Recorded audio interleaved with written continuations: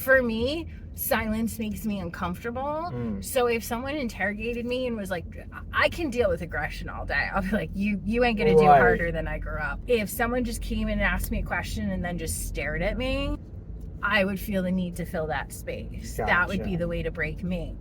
So he used that. The first person to get angry was the weakest person in his mind. Right. Being able to hold your together was his highest sense on the apex. He was so afraid of being weak. Right.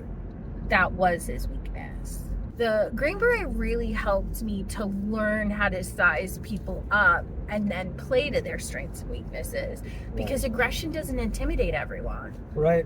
Charm doesn't work on everyone. I'm naturally suspicious of charming people. But he was doing something that looked suspicious. Suspicious in all sorts of ways.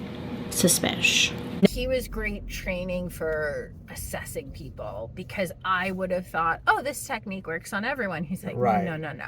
You need to know who your opponent is first, then you pick the technique. Sun Tzu said, "If you know the enemy and know yourself, you need not fear the result of 100 battles. If you know yourself but not the enemy, for every victory gained you will also suffer a defeat.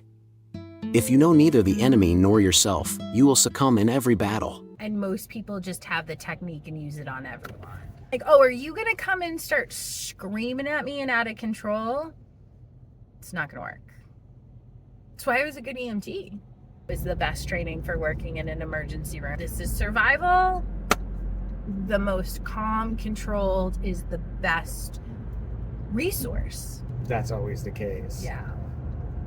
I think knowing your strengths and weaknesses is really good. You know what that means? It's Latin.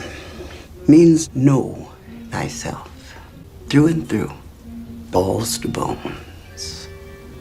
I was very aware I'm not going to be able to beat people with physicality. I can train in it. Right. I definitely will. I don't want to limit myself. I'm going to get stronger. I'm going to get faster. Lifted weights, got on the track team, learned martial arts, learned boxing. It comes down to this isn't going to save you. Right. It's something never to hang your hat on, because no matter how tough you are, someone's tougher. And lucky punch, number of people, physical size, so many other things. I am a small little girl. The best thing I can have is to create distance and have a gun. The dudes would be wrestling and I'm like, I want to learn that. And he's like, you're never going to win with that. Right. It's a waste of time to teach you how to wrestle. If a guy gets you on the ground, you're dead. Yeah. I'm not going to train you in that. I'm going to train you how to think. I'm going to train you how to use weapons. Your best thing in a fight is something that goes shoop shoop. You will die in any other scenario. Yeah. We play to all our strengths. You're talking about survival. Give yourself the best advantages, and that's what I'll help train you in. We're not all going to train for close quarter combat. We're not all going to train to sniper. Like, these dudes are distance, these dudes are close quarter.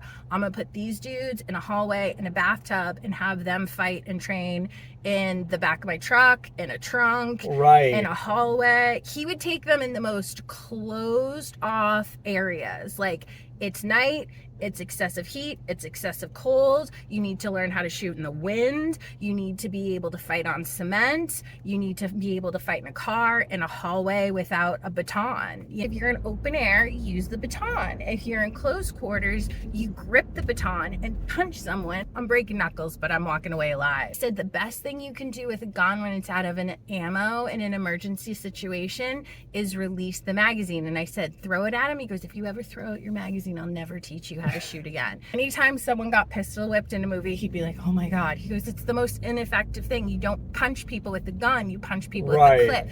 You take the butt and you use it in like temple, and he'd show you where to hit on the body. Strikes with the gun. Hammer strikes with the mat. Yeah. And he's like, don't ever hit anyone with the barrel. You flip it over and you come down on them. You use leverage, you use angles, you use weight. I asked him once to train me on what are the ninja things? The stars with the weapon. Ninja stars? Yeah, I was like, can you train me on ninja star? Like, do you know how to throw ninja stars? Can you teach me how to like throw a knife? And he just walked away. Throw a knife. He goes, you want to throw ninja stars? That's not self-defense. That's fucking party tricks. Get the out. It takes so much time and energy to train to be good at something. And there's so many different things to be good at. To waste time on something that's stupid doesn't make any sense. The guy who had a boxing background, he'd just be like, come here, let me put you in a chokehold. What are you going to do? Punch your way out?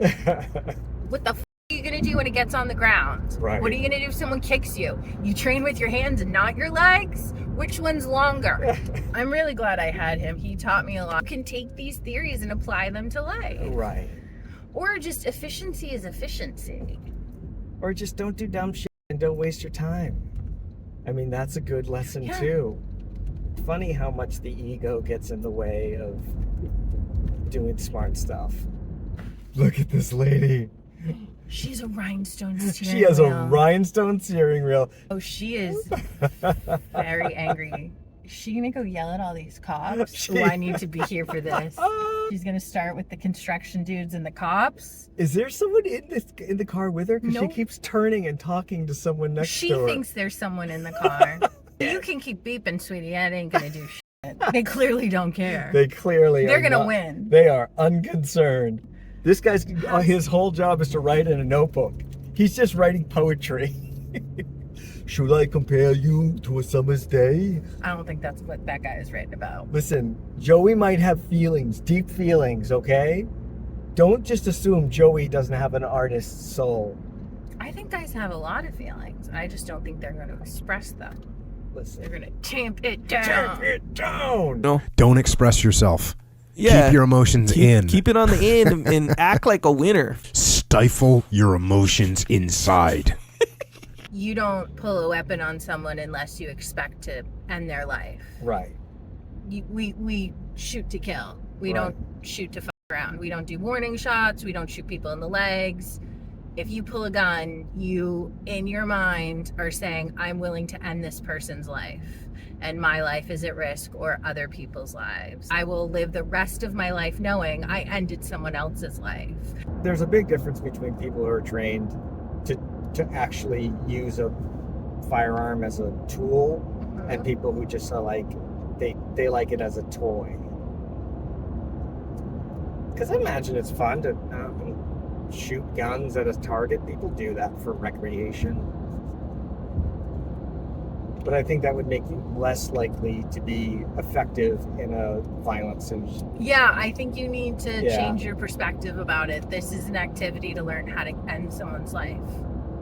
And that needs to be treated respectfully and appropriately. Right. I think some people do go to the range for fun, but that's not how I ever viewed it. But this is America. I mean, gun culture is kind of cowboy Texas dumb shit. Like, it's not people being tactical or using a gun as a tool to do a job. It's people really being yahoos and owning tigers and shooting guns. That's probably a pretty good thrill for people. Knowing you're going to end someone's life, even if it's justified, is not a thrill.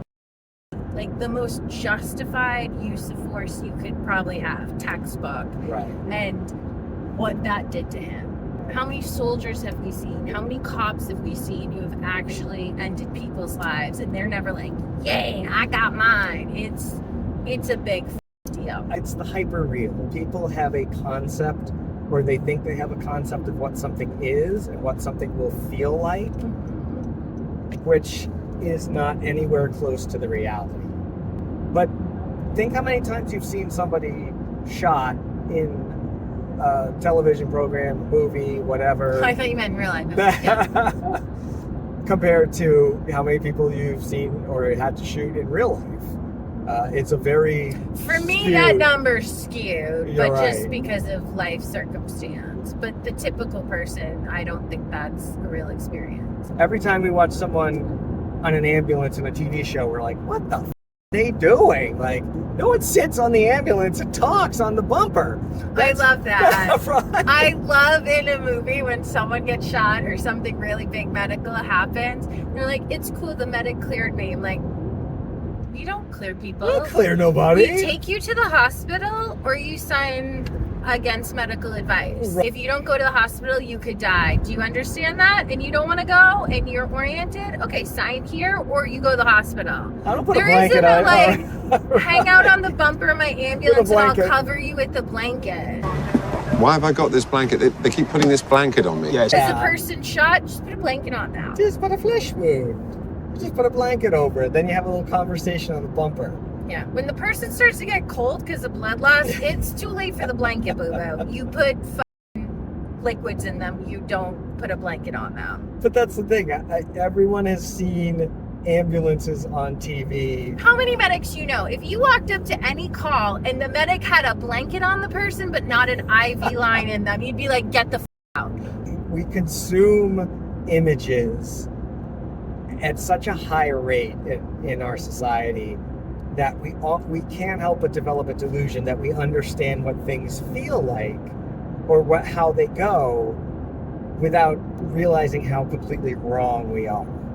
But most people, they live in kind of a quasi-fantasy land where they think they understand the way things are. They call it the Lake Wobegon effect, where it's this old study where they said they asked a bunch of parents if their kids were average, and like 90% of them said their kid was above average. So the joke was, every kid in Lake Wobegon is above average.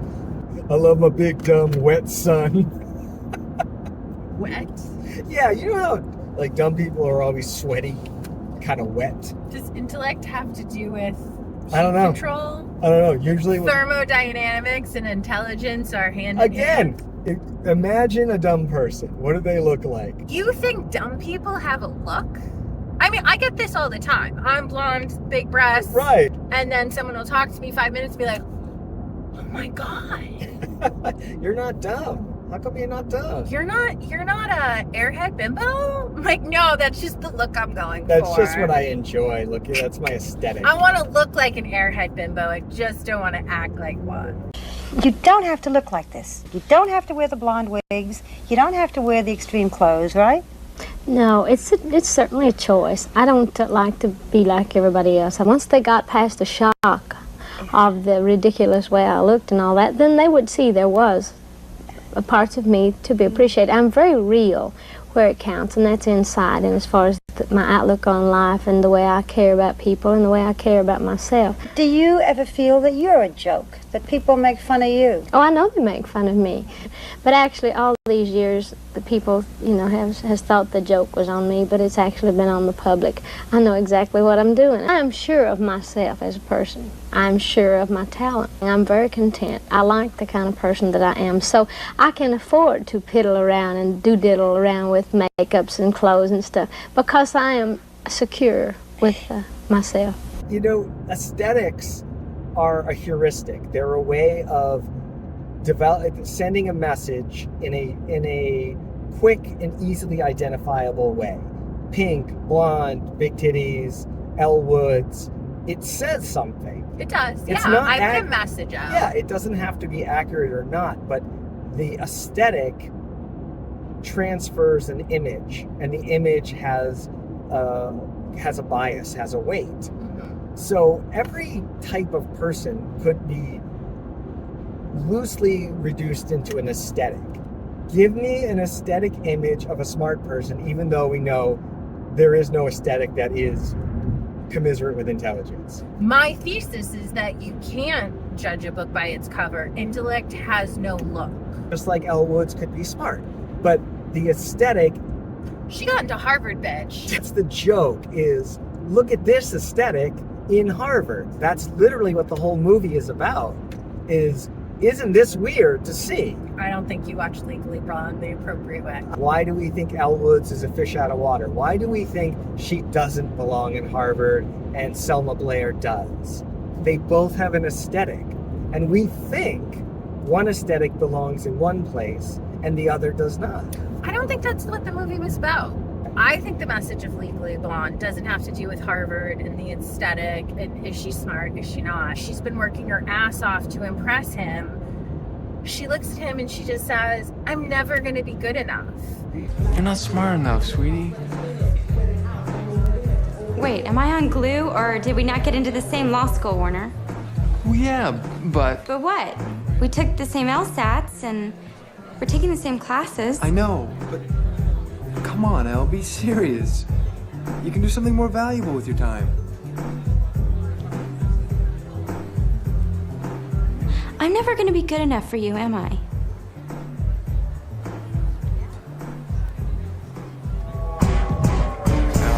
And that's the message. You're doing all this shit for some dude, one, who's not worth it, who's not right for you. Right. Two, who doesn't value or respect you. And three, if you need someone to jump through hoops A, B, and C for you, you take those hoops and hit them with it. No, I will not have conditional love. You're going to love me for who I am. And she realized she had done all of this chasing some foolish man when she could have just been going to Harvard because she wanted to go to Harvard and educate herself. And I think that's what it was about. It was, girls, don't do all these things for dumb dudes. Don't turn yourself into someone else for a relationship. Be the best version of yourself for you. I think that's the message.